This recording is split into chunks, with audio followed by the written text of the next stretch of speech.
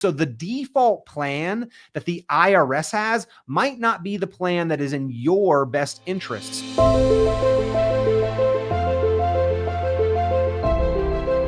Peter, very good to see you. Welcome back, everyone. Today we get to talk through those new RMD rules for 2025. These new rules could catch retirees off guard, which is why we want to make sure everybody is well aware. And if you don't follow those rules, you might be facing some unexpected taxes and penalties.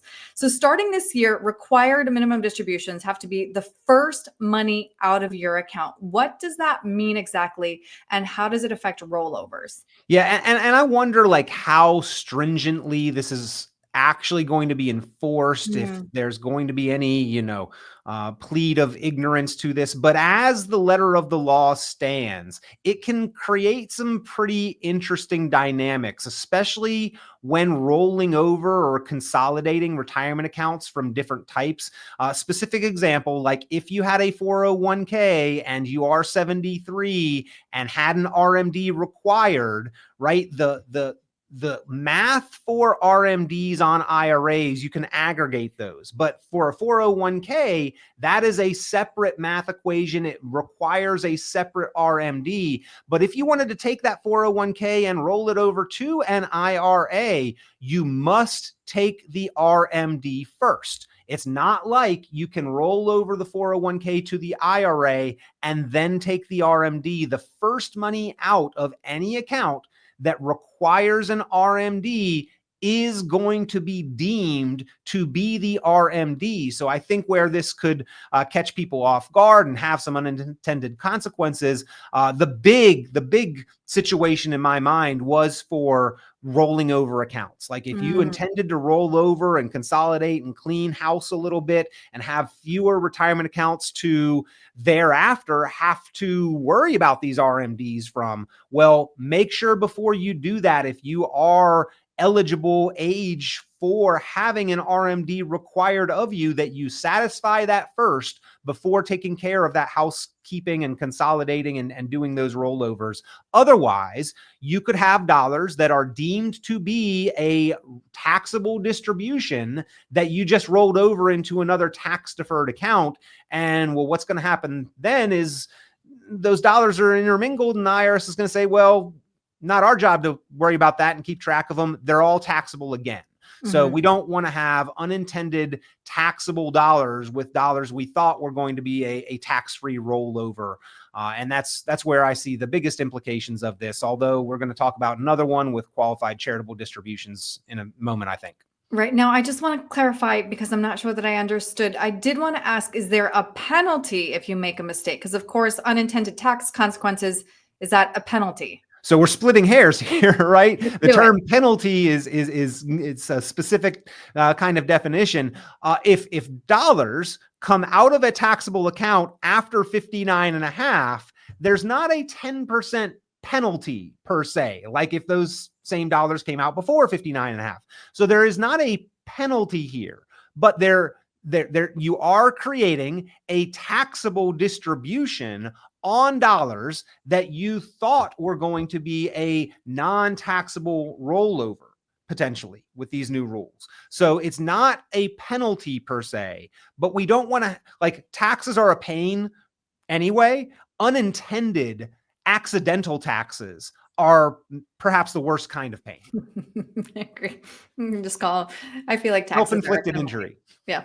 Okay. So as you mentioned, though, we have talked many times before about qualified charitable distributions. These are great tax strategies for those who are charitably minded. Used to be you could wait until the end of the year to make a QCD, but not anymore, really. Explain what's going on here. You technically can, but you're risking missing out. Like any distribution from an account that requires a minimum distribution, it counts as the RMD. So you don't want to be taking money out or doing a rollover at the first part of the year and then miss the opportunity to qualify the charitable distribution as a QCD and then deduct that, write that off on the top half of your tax return. And QCDs they're sort of funny anyway, because there's no official form for a QCD. You sort of have to write that into your tax return and provide documentation. And even though the money is technically going to the charity, generally they send the check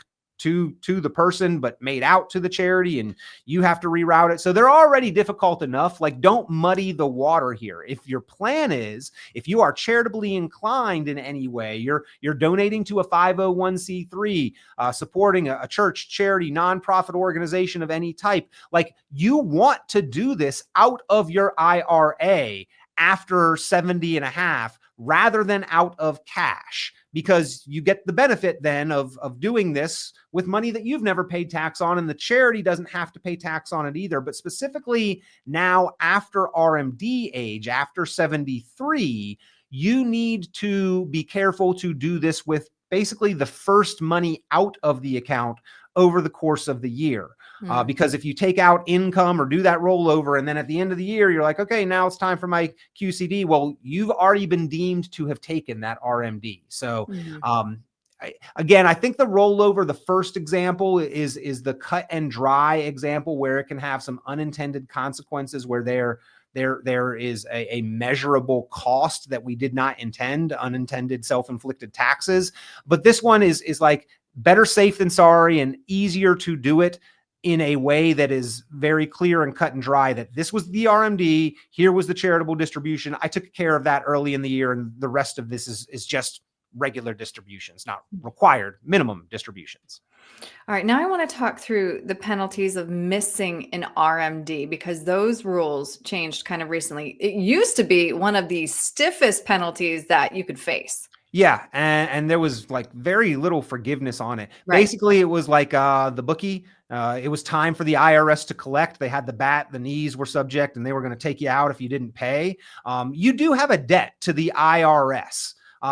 It's inside the balance of your IRA or your 401k or your tax deferred account. And when it comes time that they want to collect, like, they were pretty serious about that. It used to be a 50% penalty for what you were supposed to take out. So if your RMD was $20,000 and you forgot or missed it, or dog ate your distribution paperwork or whatever, that's a 10%, or I'm sorry, a $10,000 penalty, and then you still owed taxes on the full $20,000. Now they've become a little bit more reasonable and forgiving on this. So the Secure Act changed that. It was part of the Secure Act 2.0, where they brought that down to a much more reasonable 10%.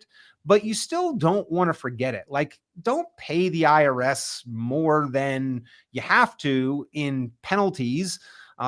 Just understand the rules on this, execute the RMD, get it done in a timely basis. And the first year that you are eligible for RMD, like the year you turn 73, I've heard people talk about, well, technically I don't have to take it until next year. You should take it in the year that it is first required, because if you don't take it the year you turn 73, then ultimately you have to take that year's by April 15th. But guess what? That one plus the one for that year are both due in the same year. So now you've doubled up in your taxable income for that second year. It's better just to space it out, spread it across multiple tax years, and go ahead and take that distribution. There, I suppose, could be some mitigating circumstances for individual particular situations where you're going to have higher income in one of those years. But like, for the majority of cases, it just typically makes more sense to go ahead and take that RMD when the IRS tells you need to start. So high level, RMDs affect your taxable income. What is your top piece of advice for retirees considering these new rules? Well, keep in mind, like, that the IRS allows you to defer paying taxes. They implemented those rules that allowed you to defer paying taxes a long, long time ago. And they didn't do it out of the goodness of their heart. They saw forward decades into the future and said, hey, if we allow people to defer taxes now, we get to collect more on down the road. Like, they're not dummies here. And we need to have that same kind of long-term vision when we make the arrangements for how we're going to save our money.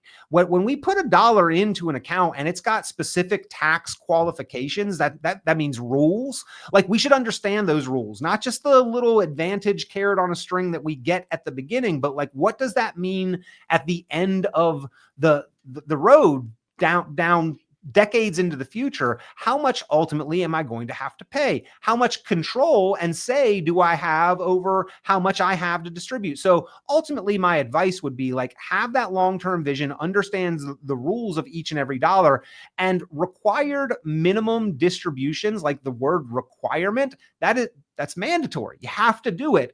And like, maybe that's not ultimately what is in your best interest when you are required to make a move. So the default plan that the IRS has might not be the plan that is in your best interest. So maybe be a little bit more proactive in paying some of those taxes along the way. Younger savers, those that are into retirement, like, you need to be careful with it, because there are consequences and implications and kind of double and triple whammy compounding impacts of taking taxable distributions from your IRAs.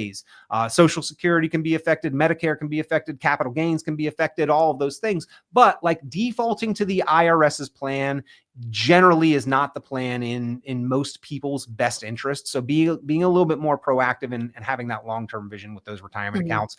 Being efficient with taxes is one of our best opportunities. It is as effective as shooting for higher returns in many cases, but with far less risk. Right.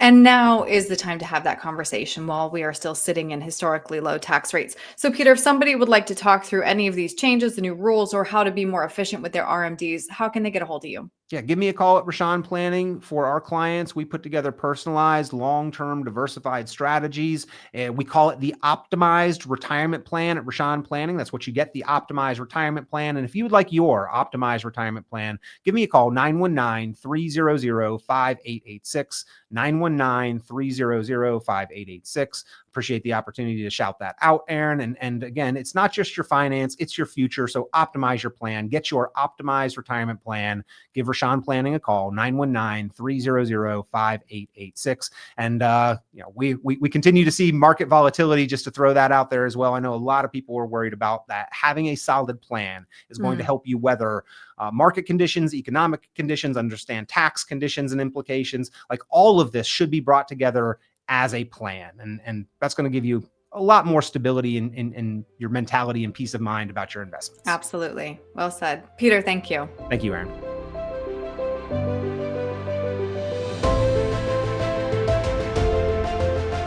Hey folks, Peter Richon here with Richon Planning. So glad that you are enjoying the podcast, Planning Matters Radio. You know, one of the tools that we've put out there that people really seem to appreciate and really are finding of value is at 919retired.com. It is your retirement tax bill calculator.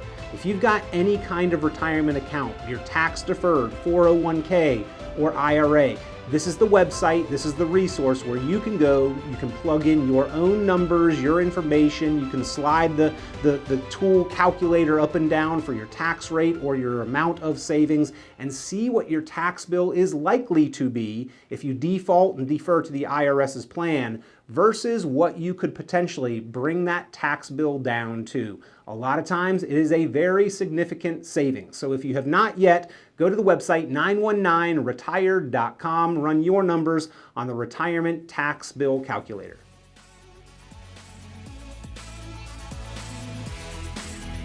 This has been Planning Matters Radio.